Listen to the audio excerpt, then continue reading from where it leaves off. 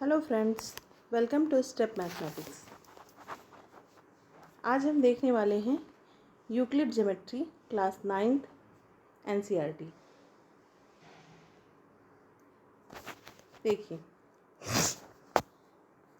Euclid geometry, इसके कुछ points हैं, उसे मैं बस आपको क्लियर कर दूंगी और बाकी आपको सब समझ में आ जाएगा। देखिए, पॉइंट, फर्स्ट पॉइंट क्या है? एक यूक्लिड ज्योमेट्री का फर्स्ट पॉइंट देखिए, a point has no part और dimension. A point has no part और डायमेंशन। इसका क्या मतलब होता है कि पॉइंट, जैसे एक पॉइंट आप देखते हैं, जैसे इसके पहले देखिए एक पॉइंट दिख रहा है, ये पॉइंट बिल्कुल पेन की जो टिप होती है उसको हम अपने पेपर पर रखेंगे, बस वही जो डॉट बनता है वही हमारा पॉइंट है। It has no length no breadth. तो इस पॉइंट में कोई भी डायमेंशन नहीं होती है। क्लियर? पॉइंट क्या है? बस एक डॉट जिसको हम अपने पेन या पेंसिल से किसी पेपर पर रखें और वो डॉट जो बनती है जिसमें भी कोई लेंथ कोई ब्रेथ नहीं होती है। तो ये हमारा फर्स्ट पॉइंट हो गया। सेकंड पॉइंट कह रहा है a line has no breadth. A line has no breadth. तो लाइन किससे बनती है? लाइन बनती है पाथ ऑफ पॉइंट्स। जब हम एक पॉइंट के बगल में दूसरी पॉइंट तीसरी पॉइंट करते करते करते करते हम आगे बढ़ जाएं तो ये हमारी लाइन हो जाती है। तो इसको क्या कहते हैं? Path of points. Path of points ये क्या है? जब दो डॉट बिल्कुल एकदम सटे, एकदम क्लोज हो जाएं एक के पास एक। जैसे हम देखते हैं कि अगर हम स्कूल्स में लाइन बना रहे हैं तो अगर ये एक बच्चा दो बच्चे ऐसे इस तरीके से अलग अलग खड़े हैं तो बीच में गैप दिख रहा है, ये एक एक अलग अलग दिख रहे हैं, लेकिन अगर ये सभी आपस में एकदम क्लोज हो जाएं, एकदम सट जाएं, तो ये क्या हो जाएगी? एक पूरी लाइन फॉर्म हो जाती है। उसी तरीके से जब हमारे ये पॉइंट्स हैं, एक पॉइंट दूसरा पॉइंट तीसरा पॉइंट, इस तरीके से जब एक दूसरे से क्लोज होते जाते हैं तो ये हमारी एक लाइन फॉर्म करते हैं। ठीक है? तो जिस तरीके से पॉइंट में कोई ब्रेथ लेंथ नहीं होती है, तो वो जब सट रहा है एक दूसरे से क्लोज हो रहा है तो लेंथ तो बनती जा रही है, लेकिन ये ब्रेथ, इसके पॉइंट में कोई ब्रेथ नहीं होने की वजह से लाइन में भी कोई ब्रेथ नहीं होती है। क्लियर? अब point number 3, end of a line are points. देखिए, जब हम पॉइंट से ही बना रहे हैं लाइन को, ये पॉइंट, लाइन क्या है? Path of points. तो इसका एंड पॉइंट जो है, एंड पॉइंट, ये क्या होगा? ये भी तो एक पॉइंट होगा। अगर इसके आगे हम एक पॉइंट और लगा दें तो ये थोड़ा और बढ़ जाएगा, आगे और लगा दें तो क्या ये कह रहा है कि end of a line are points. तो जो लाइन है उसके एंड, ये दोनों एंड, ये इधर और इधर, ये दोनों क्या होंगे?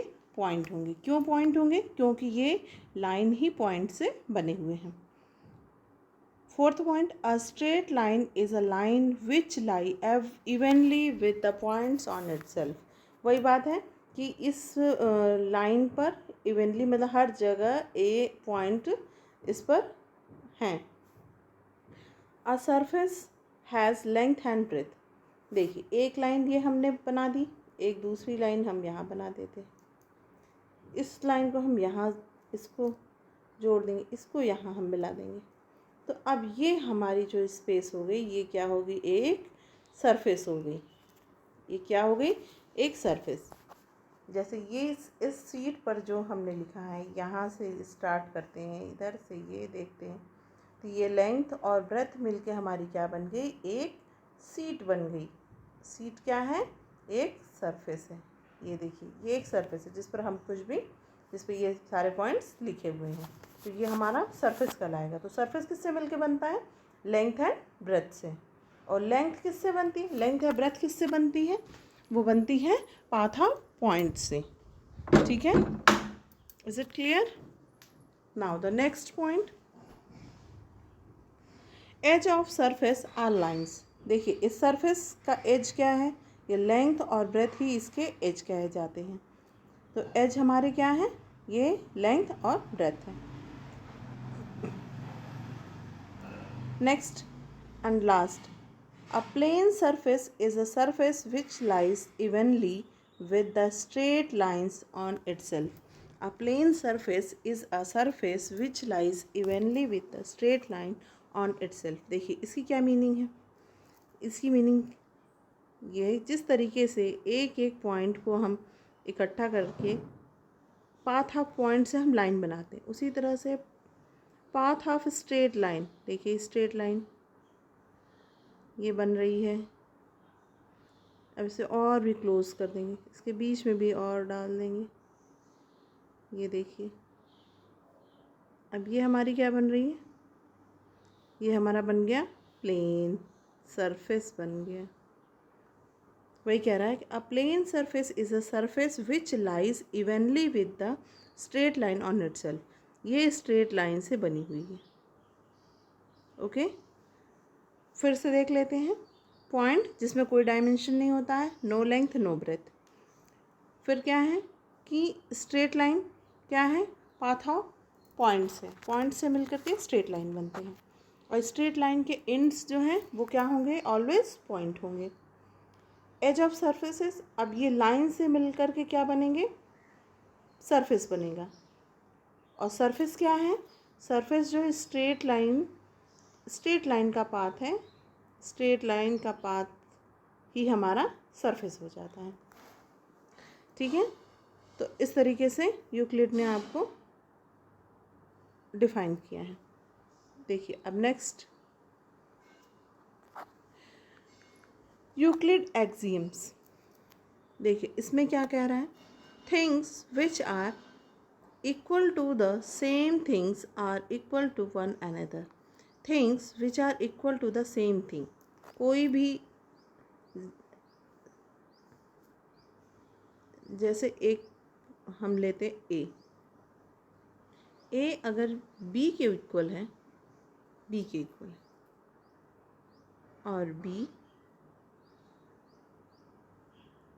सी के इक्वल है, तो हम क्या कह सकते हैं कि ए इज इक्वल टू सी। ए सी के भी इक्वल है।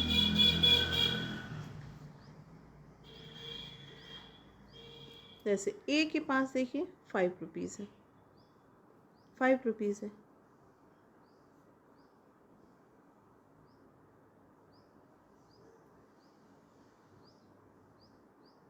तो बी के पास देखिए क्या है?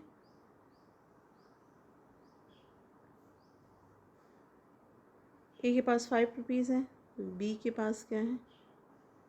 बी के पास कितने होंगे? 5 ही होंगे, क्योंकि हम जानते हैं ए इज इक्वल टू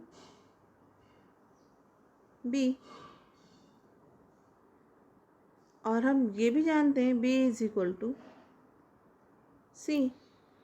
तो बी के पास 5 रुपीज़ है, तो सी के पास कितने हो जाएंगे? इसके पास भी 5 रुपीज़ हो जाएंगे। तो ये तीनों एक दूसरे के इक्वल हैं। ए बी के इक्वल है, बी सी के इक्वल है, तो हम कह सकते हैं ए सी के इक्वल है। तो things which are equal to the same thing are equal to one another. Clear? A B के इक्वल है, बी सी के इक्वल है, तो ए सी के इक्वल हो जाएगा। अब second point, if equals are added to equals the wholes are equal. जैसे देखिए, जैसे आपकी मदर ने आपको 2 चॉकलेट्स दिए, ए को 2 चॉकलेट्स, आपको 2 चॉकलेट्स मिले हैं, बी को 3 चॉकलेट्स मिले हैं, 3 चॉकलेट्स मिले हैं। फिर क्या कह रहा है? If equals are added to equal the wholes are equal.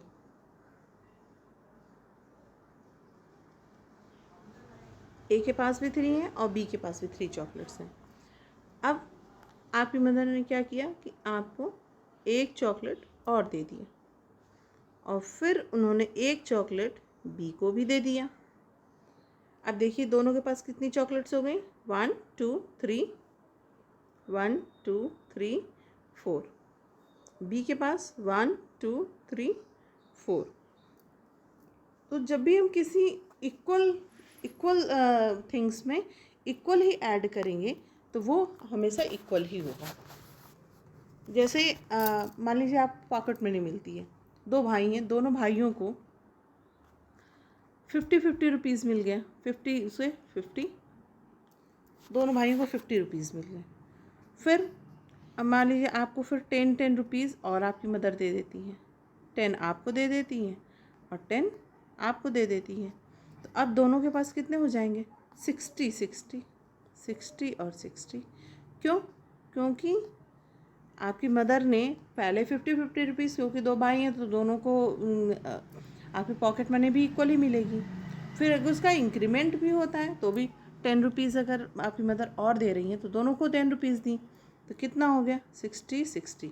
तो when equals are added to equal the wholes are equal. Clear?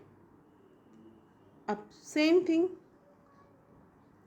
Next है थिंग्स विच आर, हाँ नहीं, if equals are subtracted from equals. अब देखिए, जैसे आप लोगों के पास 3 चॉकलेट्स हैं, इक्वल्स आर सब्ट्रैक्टेड, इक्वल ही सब्ट्रैक्ट करना है, किस में से? From equals. इक्वल हैं दोनों, इसमें से मान लीजिए 2 चॉकलेट्स आपसे ले ली गई और 2 चॉकलेट्स आपसे ले ली गई और यहाँ भी 2 चॉकलेट्स ले ली गई, तो कितनी चॉकलेट्स बची? सिर्फ एक ही तो चॉकलेट बचेगी। 2 चॉकलेट अगर आपने दे ली तो सिर्फ एक ही चॉकलेट बची और दोनों के पास एक एक बचेगी। तो वही कह रहा है, if equals are subtracted from equals the remainders are equal. ये भी इक्वल ही होगा। Things which are coincide with one another are equal to one another.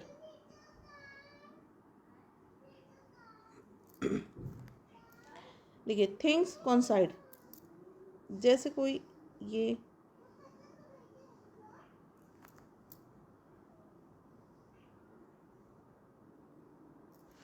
जैसे देखिए क्या करते हैं, एक ये चॉकलेट है आपकी डेयरी मिल्क चॉकलेट है, कितनी की? 10 रुपीज़ की, 10 रुपीज़ की। और दूसरी एक चॉकलेट आपको मिलती है, ठीक है, मान लीजिए एक आपको 10 रुपीज़ की चॉकलेट मिल गई डेयरी मिल्क की, और आपके भाई को भी एक चॉकलेट मिलती है। अब उसे ये देखना है कि चॉकलेट आपकी बड़ी है या उसकी बड़ी है। तो वो क्या करेगा कि इस चॉकलेट को, अपनी चॉकलेट को इस चॉकलेट को वो इसके ऊपर रखेगा।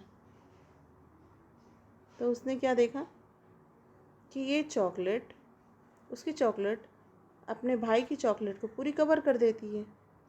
तो इसका मतलब क्या है कि वो उसके इक्वल है। इसका मतलब दोनों चॉकलेट एक दूसरे के इक्वल हैं। क्यों? क्योंकि नीचे वाली जो चॉकलेट है उस पर ये रेड वाली चॉकलेट रखने पे दोनों एक दूसरे को कवर कर रही हैं। तो ये क्या कह रहा है कि the things coincide with one another are equal to one another.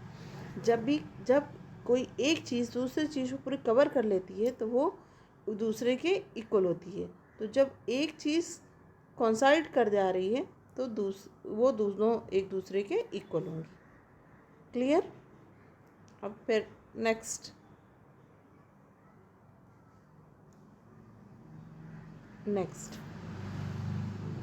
देखिए, आप भी कहेंगे कि मैम सारे एग्जाम्पल्स चॉकलेट के ही ले रही हैं।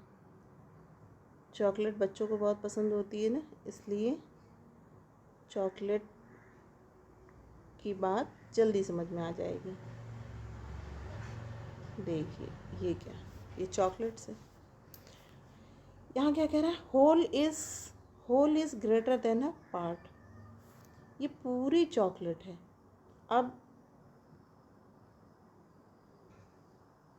देखिए, इस चॉकलेट को मान ली इतनी चॉकलेट आप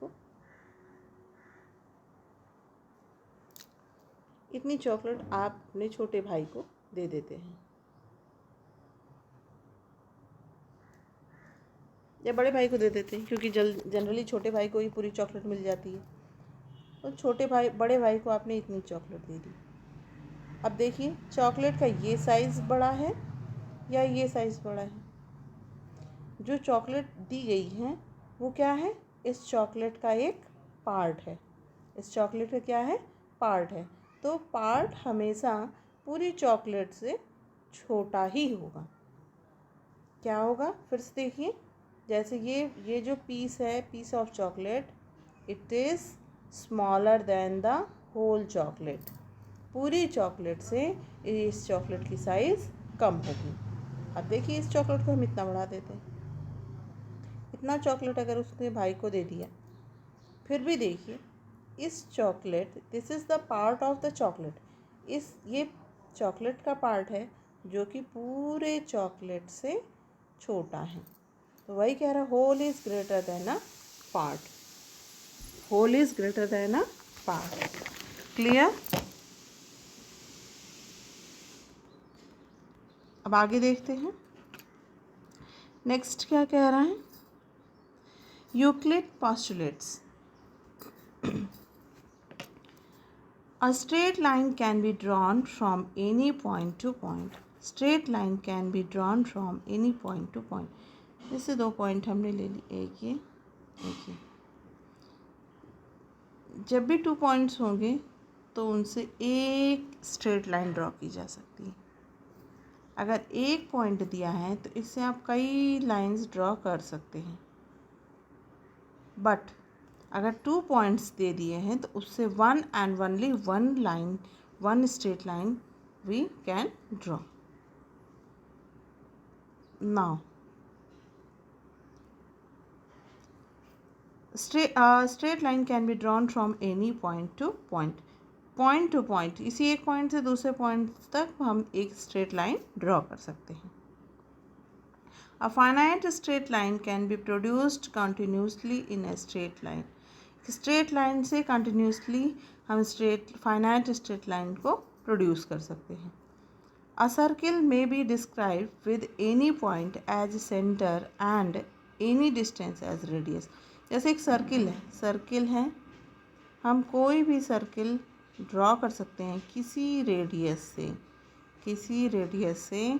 अ सर्किल में be described with any point, वहाँ एक सेंटर और एक रेडियस आपको मिल जाए तो आप सर्किल ड्रॉ कर सकते हैं।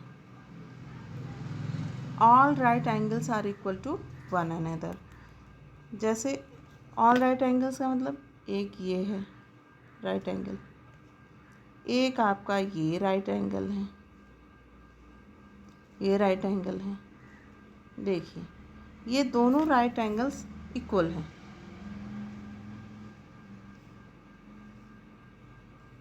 ये राइट एंगल हैं, ये all right angles are equal to one another. तो सभी राइट एंगल्स एक दूसरे के इक्वल हैं। If a transversal falls on two lines in such a way that the interior angles on the one side of the transversal are less than two right angles, then the lines meet on the side on which the angles are less than two right angles. देखिए इसमें क्या कह रहा है कि कोई 2 lines हमने draw कर ली, इसको एक ट्रांसवर्सल लाइन काट रही है, ये ट्रांसवर्सल है, ये L एंड M, ये 2 लाइन्स हैं। ये कह रहा है, देखिए पहले इंटीरियर एंगल देख लेते हैं कौन कौन से इंटीरियर हैं। ये एंगल इंटीरियर है, ये एंगल इंटीरियर है, और ये इंटीरियर है और ये इंटीरियर है। लेकिन कह रहा है, देखिए स्टेटमेंट क्या दे रहा है कि transversal falls on two lines in such a way that interior angles in one side of the transversal are less than two right angles. देखिए जैसे ये दोनों एंगल्स बने हुए हैं, ये देखने से ही लग रहा है कि ऑब्ट्यूज एंगल हैं, तो ये ऑब्ट्यूज एंगल्स का sum always greater than two right angles. ये हमारे एक्यूट एंगल्स दिख रहे हैं, तो इन दोनों का सम हमारा two right angles less than two right angles.